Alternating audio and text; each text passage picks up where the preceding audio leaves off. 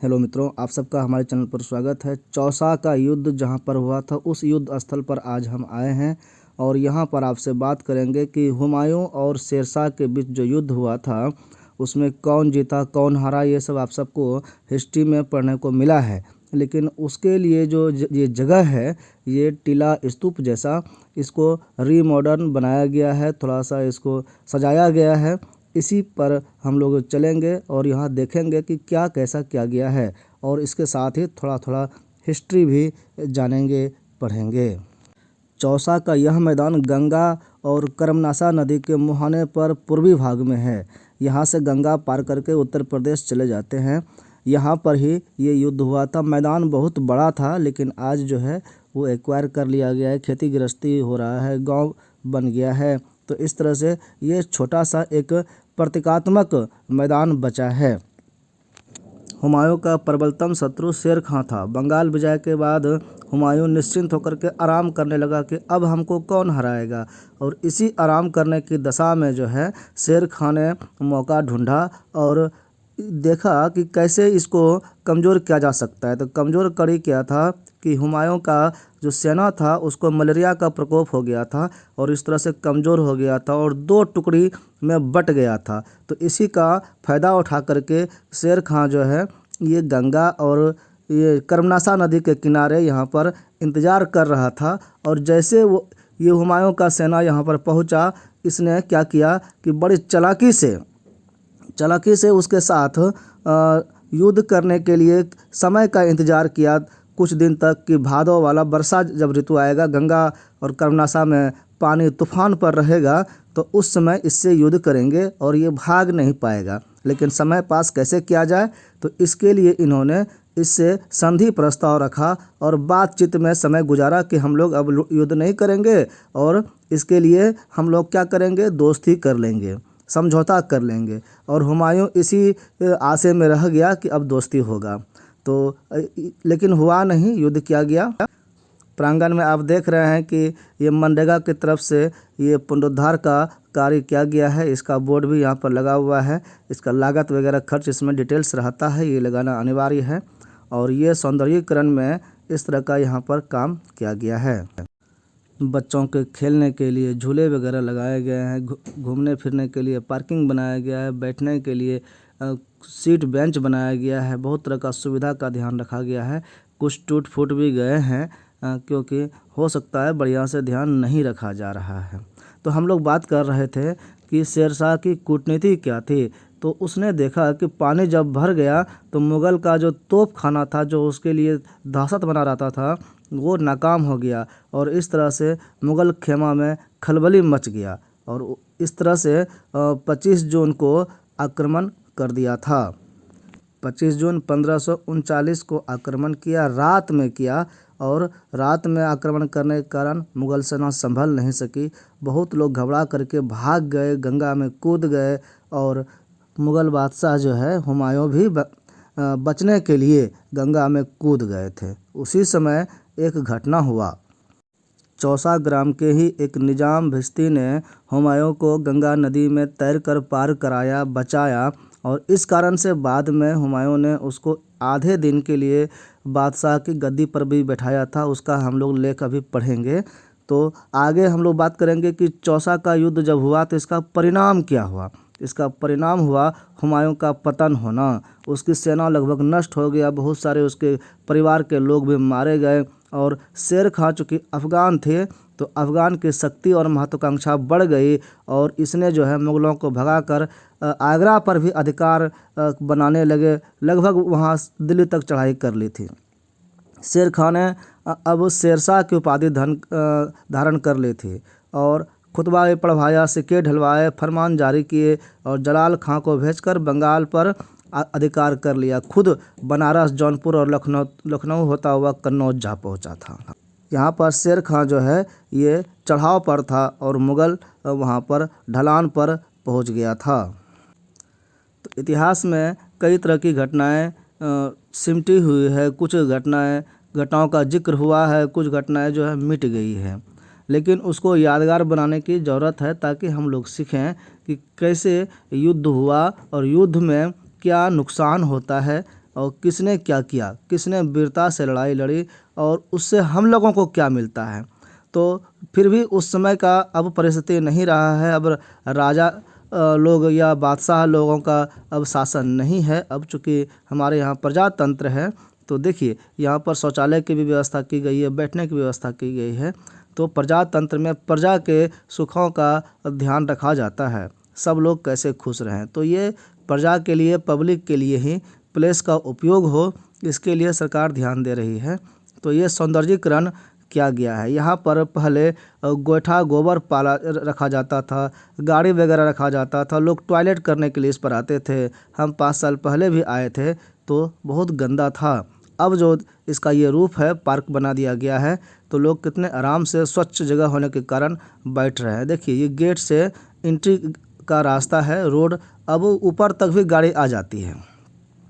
और यहाँ जो देखिए ये स्थापित किया गया है, इस स्मारक का, इस जगह के नमूने को लिखा गया बैटल ऑफ चौसा। ये चौसा की लड़ाई का ये इंग्लिश में यहाँ पर डिटेल्स लिखा हुआ है, 3 भाषा में। ये एक 3 फलक वाला ये मीनार बनाया गया है।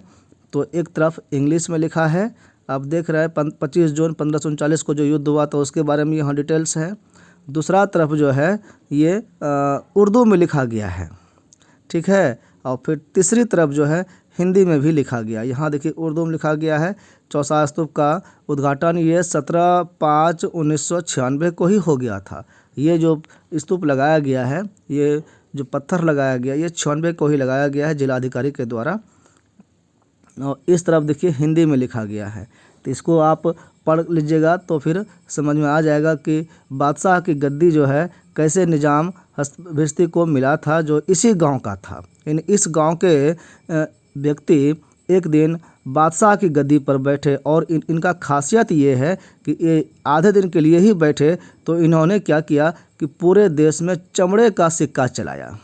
ये खास बात इनकी रही कि इन्होंने अब एक दिन, या इसको आधा दिन ही कहेंगे, आधा दिन 12 घंटे का, इतना ही समय में इसने अपने को अमर कर लिया। ऐसा काम ही कर दिया क्योंकि ये लगता है कि अमर हो गए।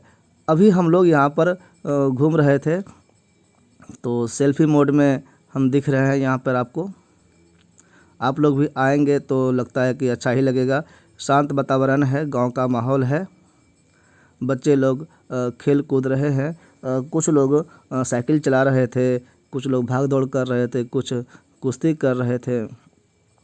इसके साथ ही चूँकि ये ऐतिहासिक चीज़ हो गया है तो यहाँ पर पुरातत्व विभाग का भी ध्यान आया और उन्होंने यहाँ पर सुनते हैं कि खुदाई भी की है। तो पूरा जगह तो नहीं खोदा गया होगा, लेकिन कुछ खोदा गया था और खुदाई के कारण यहाँ पर कुछ पाट पुर्जे मिले हैं, कुछ नमूना मिला है। और ये नमूना आपको दिखा रहे हैं कि देखिए ये मूर्तियाँ मिली है। आदमी तो नहीं मिलेगा उतना पुराना, चूँकि 500 साल से ऊपर हो गया ना। तो ये देखिए मूर्तियाँ मिली है और ये मूर्ति को देखकर समझ सकते हैं कि देखिए ये पगड़ी है, ये जो पोज है, ये भगवान बुद्ध का मूर्ति लग रहा है।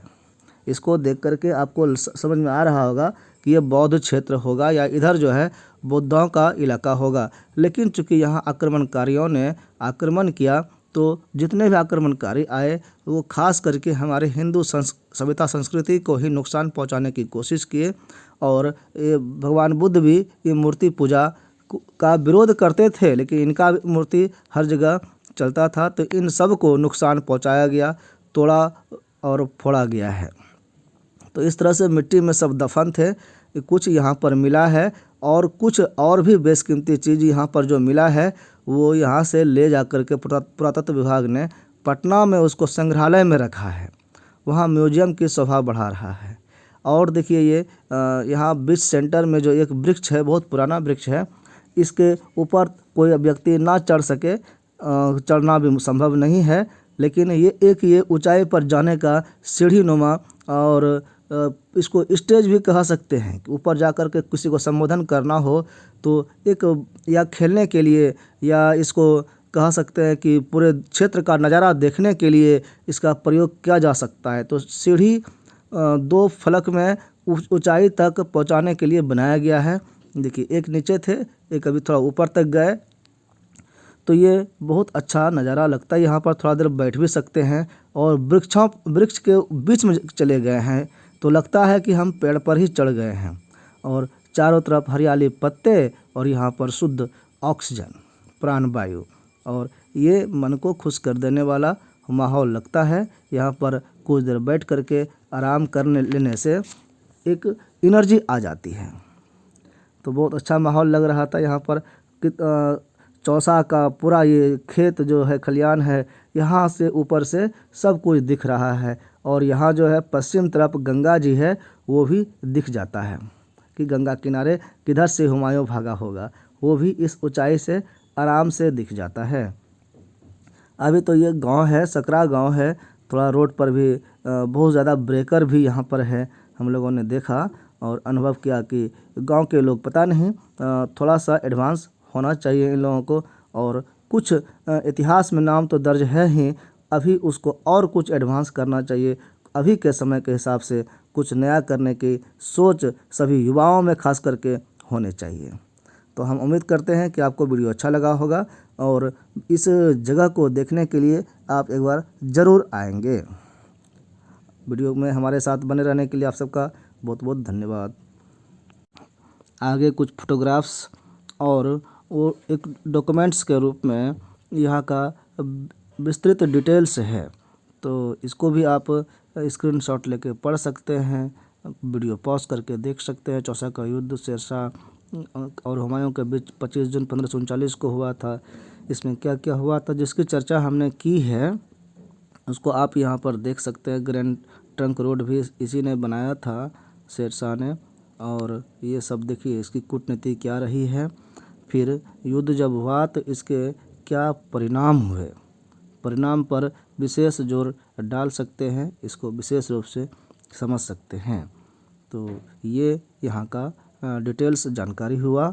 और भी ज़्यादा आपको जानकारी चाहिए तो गूगल पर या हिस्ट्री के बुक में पढ़ना होगा। धन्यवाद।